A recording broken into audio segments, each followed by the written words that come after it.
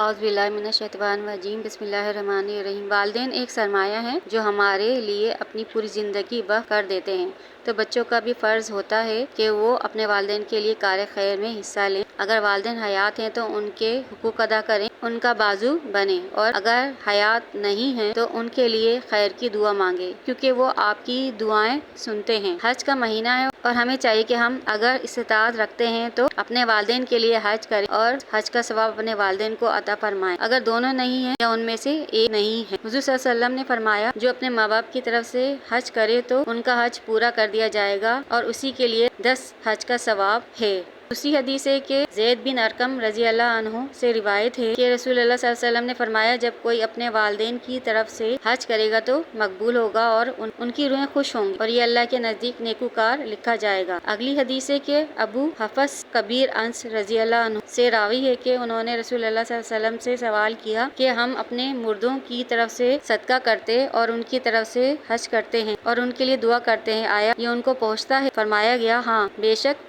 ان کو پہنچتا ہے اور بے شک وہ اس سے خوش ہوتے ہیں جیسے تمہارے پاس طبق میں چیز ہدیہ کی جائے تو تم خوش ہوتے ہو۔ غرض یہ کہ کہنے کا مطلب ہے کہ والدین تک ایصال ثواب پہنچانے کے لیے آپ ان کے حق میں دعا کریں، وہ دعا قبول ہوں گی، اور استطاعت رکھتے ہیں حج کریں اپنے والدین کے نام کا، آپ کو 10 حج کا ثواب ملے گا۔ دعاؤں میں یاد رکھیں۔